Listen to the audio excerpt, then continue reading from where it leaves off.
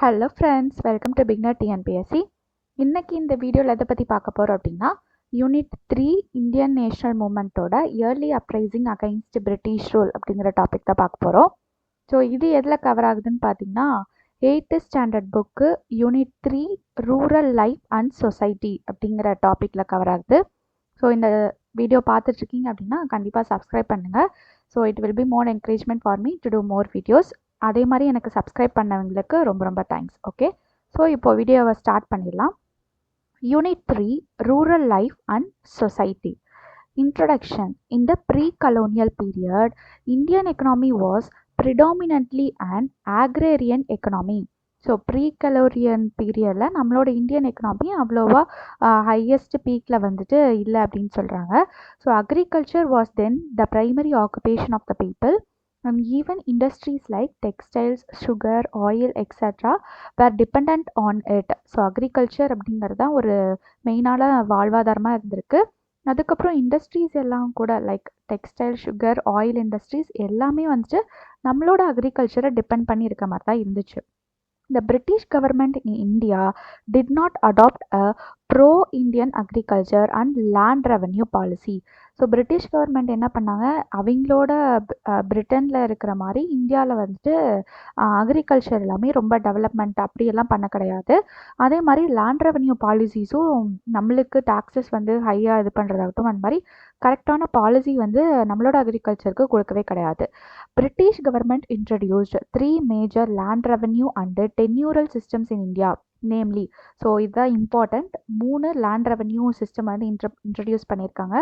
என்னென்னு பார்த்தீங்கன்னா, permanent settlement, the Mahalwari system and the ryotwari system. So இதுலேருந்து நிறையா டிஎன்பிஎஸ்சி கொஷின்ஸ் கேட்டிருக்காங்க.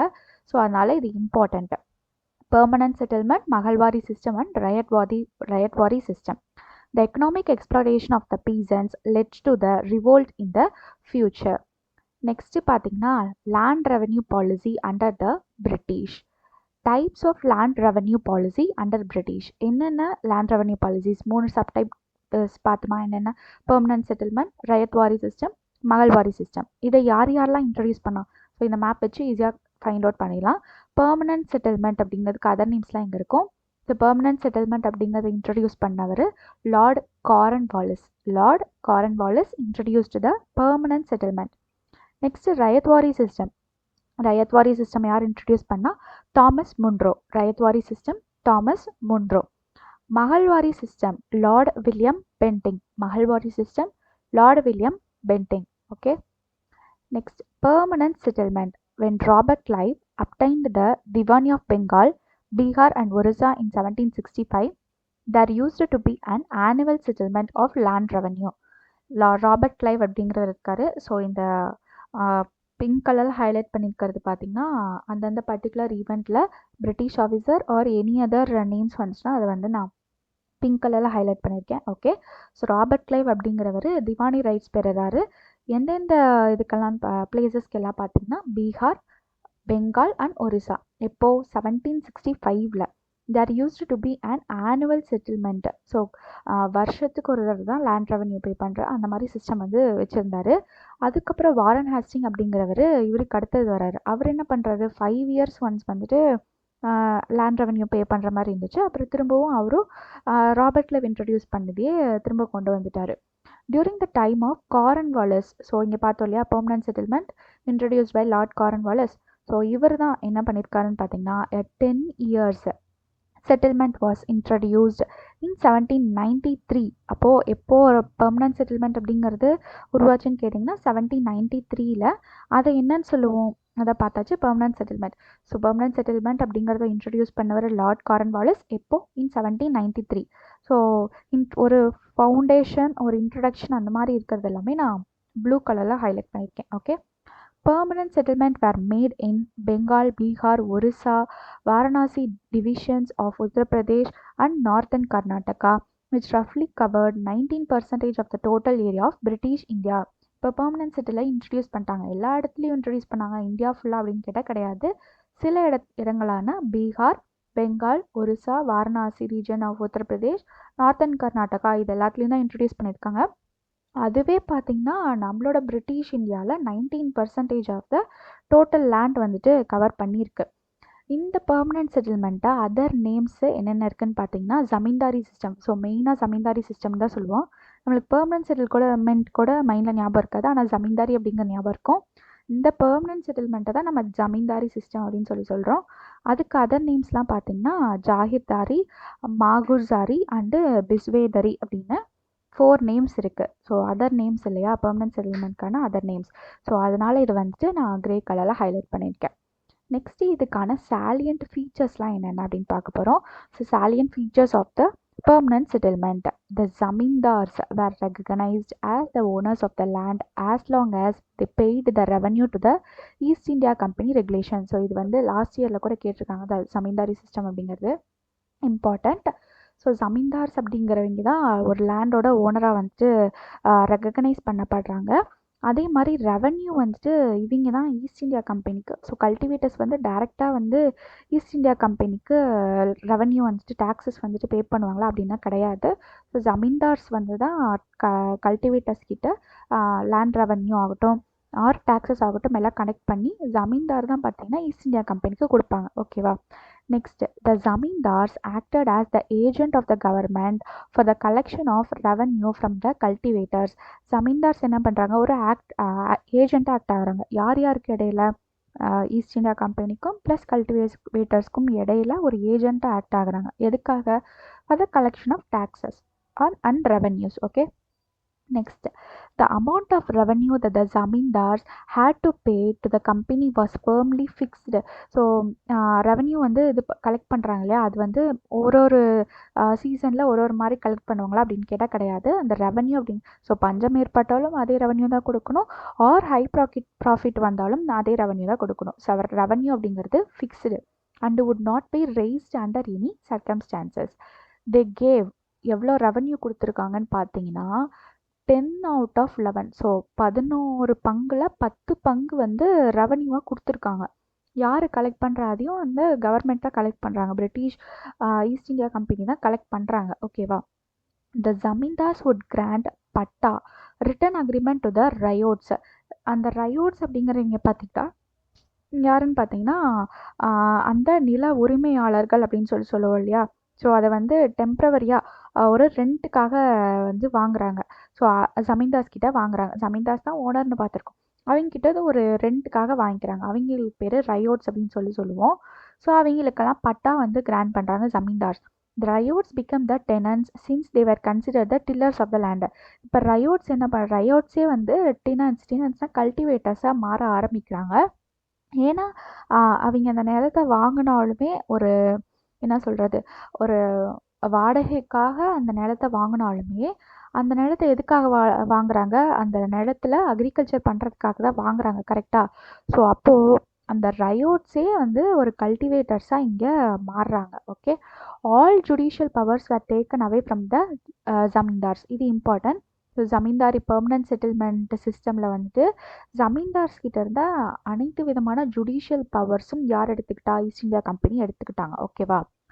நெக்ஸ்ட்டு இந்த ஜமீன்தாரி சிஸ்டமோட அட்வான்டேஜஸ் டிஸ்அட்வான்டேஜஸ் என்னென்னு பார்க்க போகிறோம். So merits, under this system many of the waste lands and forest becomes cultivable lands. So தரிசு நிலமாக கிடந்தது கூட ஒரு காடாக இருந்தது கூட ஒரு அக்ரிகல்ச்சரல் கல்டிவபிள் லேண்டாக வந்துட்டு மாற ஆரம்பிச்சுது. Next, zamindars became the owner of the land. So already பார்த்த மாதிரி தான் ஜமீன்தார்ஸ் லேண்டோட ஓனராக மாற ஆரம்பித்தாங்க. Zamindars were made free from the responsibility of providing justice. So அதை ஜுடிஷியல் பவர்ஸ் எல்லாமே வந்துட்டு எடுத்துக்கிட்டாங்களே, அதனால என்ன ஆகுது, அவங்களுக்கு எந்த ஒரு ஜஸ்டிஸ் வழங்கணும் அப்படிங்கிற ஒரு ரெஸ்பான்சிபிலிட்டி வந்து அவங்களுக்கு கிடையாது. So they are free from the responsibilities. Okay. Zamindars remind faithful to the British government. So British கவர்மெண்ட்டுக்கு ரொம்பவே லாயலாக இருக்காங்க. யாருன்னு பார்த்தீங்கன்னா zamindars. Tissue system secured a fixed and stable income for the British government. So என்ன பண்ணுறாங்க, கல்டிவேட்டர்ஸ் கிட்ட இருந்து ஜஸ்ட் ரெவன்யூ மட்டும் வாங்குறாங்க. அவங்க ஏதாவது வந்து வேலை செய்கிறாங்களா உள்ள, அவங்க ஏதாவது ரெவன்யூ போடுறாங்களான்னு கேட்டால் கிடையாது. ஸோ கல்டிவேட்டர்ஸ் தான் வந்து ரயோட்ஸ் லேண்டை வாங்கி ஒரு வாடகைக்கு ரெண்ட்டுக்காக வாங்கி அதில் வந்து விவசாயம் பண்ணுறாங்க. அப்போ பிரிட்டிஷ் கவர்மெண்ட்டுக்கு ஏதாவது லாஸ் இருக்கான்னு கேட்டால் கிடையாது. அவங்களுக்கு ப்ராஃபிட் தான். ஏன்னா வந்துட்டு ஜமீன்தார்ஸ் வந்து 11ல் 10 பகுதி வந்துட்டு கவர்மெண்ட்டுக்கு தான் போய் சேருது. கரெக்டாக. அப்போ அவங்களுக்கு இது ஒரு ஸ்டேபிளான இன்கமாகவே இருந்திருக்கு. Demerits. The British government had no direct contact with the cultivators. என்ன demerits பார்த்தீங்கன்னா நடுவில் ஜமீன்தார்ஸ் அப்படிங்கிற ஒருத்தங்க இருக்காங்க. ஸோ அப்போ கல்டிவேட்டர்ஸ்க்கும் ஈஸ்ட் இந்தியா கம்பெனிங்க அதாவது கவர்மெண்ட்டுக்கும் ரெண்டுக்கும் இடையில எந்த ஒரு கம்யூனிகேஷனுமே கிடையாது. ஸோ கல்டிவேட்டர்ஸ் ஏதாவது ஒரு பிரச்சனைனாலும் டேரெக்டாக போய் கவர்மெண்ட்டை அணுக முடியலை. The rights of the cultivators were ignored and they were left at the mercy of the zamindars. So என்ன ஆகுது, அதனால அவங்க வந்து அவங்களோட குறைகளெல்லாம் போய் டேரெக்டாக கவர்மெண்ட் கிட்ட சொல்ல முடியல. ஸோ அப்போ என்ன ஆகுது, அவங்களோட ரைட்ஸ் வந்து பறிக்கப்படுது. அந்த நிலமையில ஜமீன்தார்ஸோட ஒரு இறக்கத்தில் தான் வந்து கல்டிவேட்டர்ஸ் வாழ வேண்டிய நிலைமையே இருந்திருக்கு. The peasants were almost treated as serfs. So என்ன ஆகுது, பீசன்ஸ் கல்டிவேட்டர்ஸ் எல்லாமே ஆல்மோஸ்ட் சர்வ்ஸ்னால் பார்த்தீங்கன்னா ஒரு அடிமைகள் அந்த மாதிரி வந்து நடத்துகிறாங்க. ஓகே, ஜமீன்தார்ஸ் கிட்ட.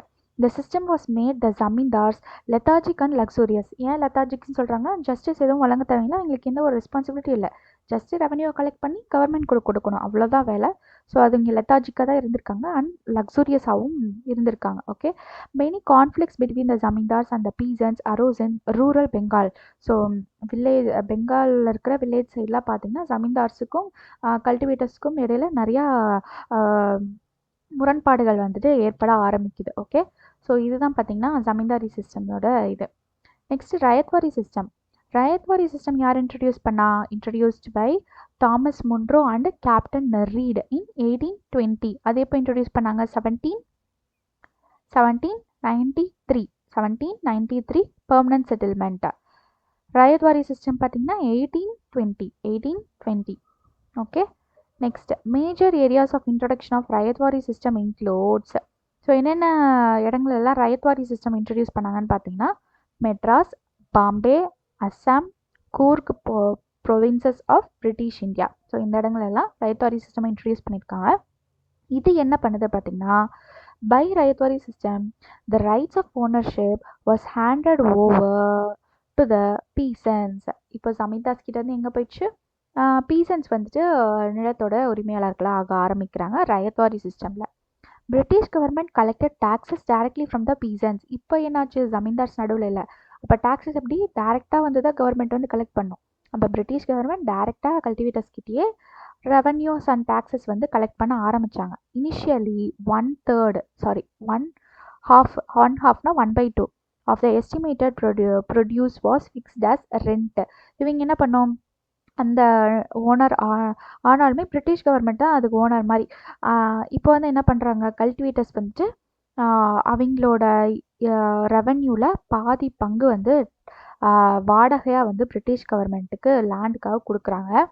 This assessment was reduced to 1/2 1/3 வந்து ரெடியூஸ் பண்ணியிருக்காங்க. யார் ரெடியூஸ் பண்ணா, தாமஸ் முன்ரோ அவர்கள் ரெடியூஸ் பண்ணியிருக்காரு. பட் இருந்தாலும் ரெண்ட் வந்து கலெக்ட் பண்ணியிருக்காங்க. ஓகே, அப்போது 1/2 1/3 வந்து ரெண்ட் வந்து ரெடியூஸ் பண்ணியிருக்காங்க.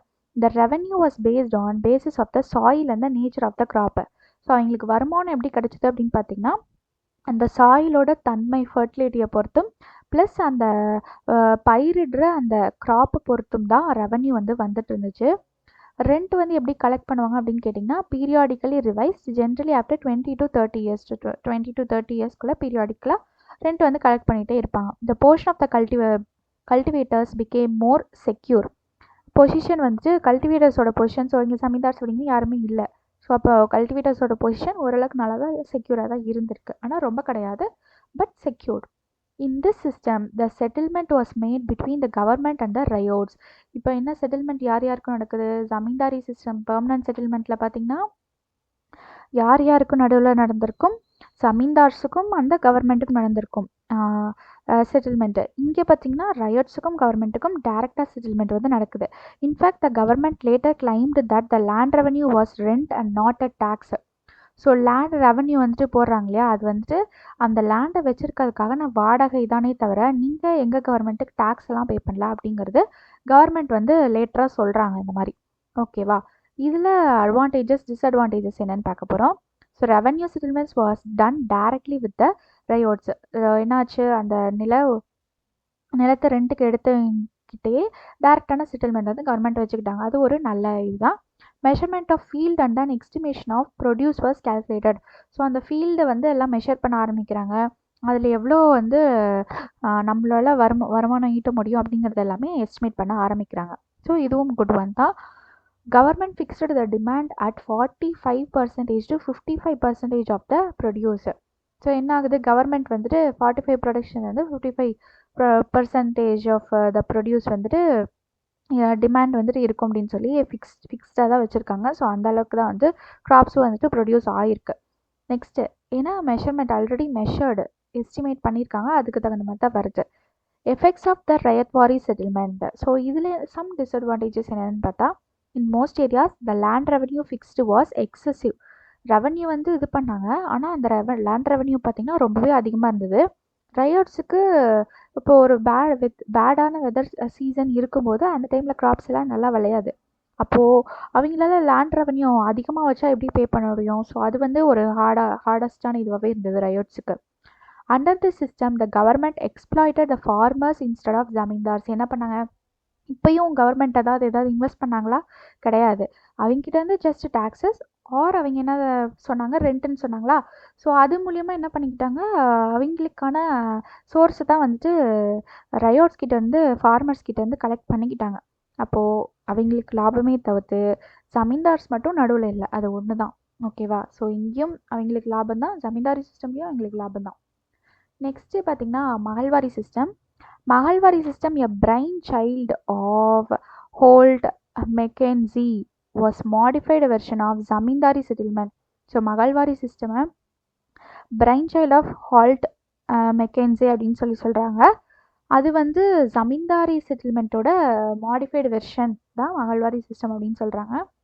ஸோ அப்போது ரயத்வாரி சிஸ்டம் மட்டும்தான் ஏதோ நடுவில் ஜமீன்தார்ஸ் இல்லாமல் இது பண்ணி வச்சுருந்துச்சு. மீதி ஜமீன்தாரி சிஸ்டம் ஆகட்டும் மகள்வாரி சிஸ்டம் ஆகட்டும் ரெண்டுமே வந்துட்டு ரயோட்ஸுக்காகட்டும் இல்லை நார்மல் பீசன்ஸுக்காகட்டும் கொஞ்சம் கஷ்டத்தை தான் கொடுத்துருக்கு அப்படின்னே சொல்லணும். ஓகேவா? ஜமீன்தாரி செட்டில்மெண்ட் எங்கெங்கெல்லாம் இன்ட்ரடியூஸ் பண்ணாங்க? Ganga valley, north west province, part of the central India and Punjab in 1822. யார் இன்ட்ரடியூஸ் பண்ணா? Lord William Bentinck. Lord William Bentinck introduced the Mahalwari system. எதுக்காக? Was to suggest radical changes in the Mahalwari system by the guidance of Robert Martin Bird in 1833. அப்போ 1833 தான் என்ன பண்ணியிருக்காங்க, இந்த மகள்வாரி system introduce பண்ணியிருக்காங்க. எதுக்காக? சம் சேஞ்சஸ் வந்து கொண்டு வரணும் அப்படிங்கிறதுக்காக. வித் யாரோட கைடன்ஸோட? ராபர்ட் மார்டின் பேர்டோட கைடன்ஸோட. Okay. Assessment of revenue was to be made on the basis of the produce of mahal or village. என்ன ஆகுது, இங்கே வந்து வில்லேஜாக சேர்ந்து வந்து ரெவன்யூ கொடுக்கறது. ஓகேவா? Assessment of revenue was to be made on the basis of the produce of mahal or village. All the proprietors of mahals were severally and jointly responsible for the payment of revenue. என்னாச்சு, மகள்ஸ்லாம் இங்கே specific வில்லேஜர்ஸை சொல்கிறாங்க. So ஒரு village group of பீப்புளாக சேர்ந்து ஒரு ஜாயிண்ட்டாக வந்து revenue பே பண்ணுறது தான் மால்வாரி சிஸ்டமோட இது. Initially the state share was fixed 2/3 of the gross produce. So என்ன ஆகுது, இங்கே 2/3 3ல் 2 பங்கு. ஓகே, 3ல் 2 பங்கு. ஸோ த ஸ்டேட் கிராஸ் ப்ரொடியூஸில் 3ல் 2 பங்கு வந்துட்டு இதுவாக கொடுக்கணும் அப்படின்னு சொல்கிறாங்க. Bentinck therefore reduced to 50%. அதை 50%க்கு ரெடியூஸ் பண்ணியிருப்பாரு. யார்? William Bentinck. The village as a whole through its headman or lambardar was required to pay the revenue. So அந்த வில்லேஜ் ஒவ்வொரு மக்களும் சேர்ந்து அதான் குரூப்பாக கொடுக்கணும்னு சொல்லிட்டாங்க. அப்போ அது ஒருத்தர் ரெப்ரசன்டேட்டிவாக இருப்பாங்களா பார்த்தீங்களா? ஸோ அவங்க தான் ஹெட்மேன் ஆர் லம்பார்டர் அப்படின்னு சொல்லுவோம். ஸோ அவர் தான் பார்த்தீங்கன்னா கவர்மெண்ட்டுக்கு கொண்டு போய் ரெவன்யூ எல்லாம் கலெக்ட் பண்ணிட்டு போய் கொடுக்கறது. This system was first adapted in first எங்கே அடாப்ட் பண்ணாங்க, இது important. So mahalwari system was first adapted in Agra and Awadh. So ஏதாவது மிஸ்ப்ரொனன்சியேஷன் இருந்துச்சுன்னா so correct it. Okay. So Agra and Awadh and later extended to other parts of the United Provinces. The burden of all this heavy taxation finally fell on the cultivators. So எப்பயும் போல தான் கடைசியாக யார் தலையில் வந்து விடியுது, நம்மளோட ஃபார்மர்ஸ் தலையில் தான் வந்து விடியுது. நெக்ஸ்ட்டு இதோட salient features and effects, advantages disadvantages பார்ப்போம். So salient features of Mahalwari system. The Lombarded acted as an intermediary between the government and the villagers. So அங்கே பெர்மனன்ட் செட்டிலில் பார்த்தீங்கன்னா zamindars act as an intermediary or agent between the government and the ryots or the cultivators. இங்கே மகள்வாரி சிஸ்டமில் பார்த்தீங்கன்னா headman or lambardar acts as an intermediary between the government and the villagers. It was a village-wise assessment. One person could hold a number of villages. So ஒரு ஹெட்மேன்னா ஒரு வில்லேஜுக்கு மட்டும்தான் இது பண்ணணும்னா 2 or 3 வில்லேஜஸில் கூட அந்த ஹெட்மேன் வந்துட்டு ஒருத்தராக கூட இருக்கலாம்.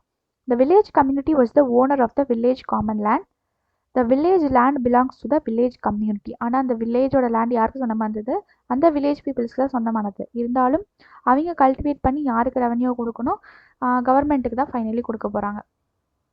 ஸோ ஆனால் என்ன ஆகுது அப்படின்னு பார்த்தீங்கன்னா இங்கே நடுவில் ஜமீன்தார்ஸ் கிட்ட அங்கெல்லாம் பார்த்தீங்கன்னா ஜமீன்தார் தான் ஓனராக இருந்திருப்பாங்க. ஆனால் இங்கே பார்த்தீங்கன்னா என்ன மெரிட்டுன்னு கேட்டிங்கன்னா அந்த வில்லேஜஸ் கிட்ட தான், அந்த வில்லேஜ் கம்யூனிட்டி கிட்ட தான் அந்த லேண்ட் வந்துட்டு இருந்திருக்கு. Next effects of the mahalwari settlement. The Lombardar enjoys privileges which was misused for their self-interest. இங்கே என்னன்னு பார்த்தீங்கன்னா அந்த ஹெட்மேன் இருக்காங்க இல்லையா, ஹெட்மேனுங்கிற லம்பார்டர் அவர் பார்த்தீங்கன்னா நிறையா ப்ரிவிலேஜஸ் வந்து என்ஜாய் பண்ணுறாரு. அதே மாதிரி செல்ஃப் இன்ட்ரெஸ்ட்காக சில அவரோட பதவி வந்து மிஸ்யூஸும் பண்ணிக்கிறாரு. ஸோ இது வந்து disadvantages. The system brought no benefit to the cultivators. எல்லா சிஸ்டம்லேயும் இருக்க மாதிரி தான் இந்த சிஸ்டம்லேயும் கல்டிவேட்டர்ஸ்க்குன்னு ஒரு பெனிஃபிட்டுமே கிடையாது. அந்த ஜமீன்தாரி சிஸ்டம்லாம் பார்த்திங்கன்னா ஜமீன்தார்ஸோட மெர்சியில் தான் வந்துட்டு அவங்க வாழ்வாங்க அப்படின்னு சொல்லியிருப்பாங்க. இங்கே பார்த்தீங்கன்னா அதே மாதிரி கல்டிவேட்டர்ஸ்க்கு ஒரு பெனிஃபிட்ஸுமே கிடையாது. It was a modified version of the zamindari system. முன்னாடியே ஃபஸ்ட்டு சொன்ன மாதிரி மகள்வாரி சிஸ்டம்ங்கிறது ஜமீன்தாரி சிஸ்டமோட ஒரு மாடிஃபைடு வெர்ஷன் தான். And benefit the upper class இந்த வில்லேஜஸ். ஏன்னா ஹெட்மேன் அப்படிங்கிறவங்க ஒருத்தங்க இருக்காங்கன்னா அவங்க வந்து கண்டிப்பாக ஒரு அப்பர் கிளாஸ்லேருந்து தான் இருந்திருப்பாங்க. ஸோ அவங்களுக்கு பெனிஃபிட் ஆகிறது தான் இந்த மகள்வாரி சிஸ்டமாக இருந்திருக்கு. ஸோ நார்மல் கல்டிவேட்டர்ஸ்க்கு இது பெனிஃபிட்டாகவே கிடையாது. Okay, next impact of the British land revenue system on the cultivators. So அந்த கல்டிவேட்டர்ஸ் மேலே இந்த land revenue system of British என்னென்னலாம் தாக்கத்தை ஏற்படுத்துச்சு அப்படின்னு கேட்டால், so a common feature of all the settlements was the assessment and maximise income from the land. So என்ன பண்ண நினச்சாங்க, அந்த பிரிட்டிஷ் லேண்ட் ரெவன்யூ மூலயமா அவங்களோட ஒரு லேண்ட் மூலியமாக வர்ற இன்கம்மை எல்லாம் சேர்ந்து கலெக்ட் பண்ணி பிரிட்டிஷ் கவர்மெண்ட்டுக்கு ஒரு ஃபேவராக பண்ணுறதுக்காக தான் இந்த இன்கம் வந்துட்டு கலெக்ட் பண்ணுறாங்க. அது என்னாச்சு, it resulted in increasing land sales and disposition. அப்படின்னா என்ன ஆகுது, ஸோ லேண்ட் வந்து இப்போது ஒருத்தங்க வாங்குறாங்க அப்படின்னா அந்த லேண்ட் வாங்குற இது வந்து ஒரு ஹை இன்கம் கொடுத்து தான், ஆர் ரெண்ட்டுக்கே வாங்குறனாலும் ஒரு ஹை இது கொடுத்து தான் வாங்குற மாதிரி இருந்துச்சு. த பீசன்ஸ் வேர் ஓவர் பர்டன்டு. ஸோ இதில் இந்த எல்லா சிஸ்டம்லேயும் அஃபெக்ட் ஆனது யார், கடைசியில் ஃபார்மர்ஸ் தான் அஃபெக்ட் ஆனாங்க. அப்போது அவங்க இதில் தலையில் தான் எல்லாமே ஓவர் பர்டனாக இருந்திருக்கு. எதனால, டாக்ஸேஷனாலையும் ஆர் ரெண்ட்னாலையும் இது எல்லாத்தினாலையும் peasants were over burden. Due to the tax burden and famines in general, the people suffered in poverty and burdened with debt.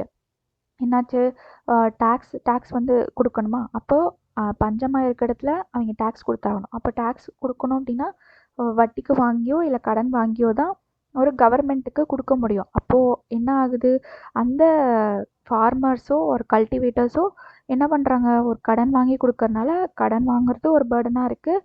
அதுவும் இல்லாமல் அவங்க ரொம்ப புவராகவும் ஆக ஆரம்பிக்கிறாங்க.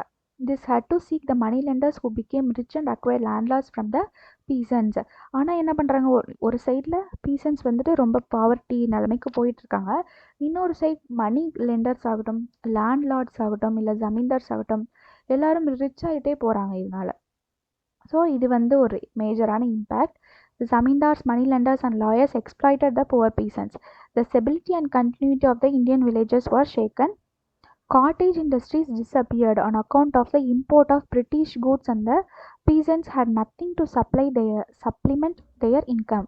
ஓகே, இப்போ நம்ம கல்டிவேஷன் தான் பண்ண முடியல, அட்லீஸ்ட் கைத்தொழில் வீட்லேயே இருந்து ஹோம்மேடு செஞ்சுனாச்சு இது பண்ணிக்கலாம் அப்படின்னு பார்த்தோன்னா, பிரிட்டிஷ் கவர்மெண்ட் என்ன பண்ணுறாங்க, அவங்களோட கூட்ஸை வந்து இந்தியாவுக்குள்ளே இம்போர்ட் பண்ணி அவங்களோட கூட்ஸை விற்கிறாங்க. ஸோ அப்போது அந்த கைத்தொழில் செஞ்சு இது பண்ணுறதுக்கு கூட அவங்களுக்கு ஒரு இன்கம் கிடைக்கிறதுக்கு கூட அந்த இது பீசன்ஸுக்கு ஃபார்மர்ஸுக்கு ஹெல்ப்ஃபுல்லாக இல்லை அப்படின்னு தான் சொல்லணும்.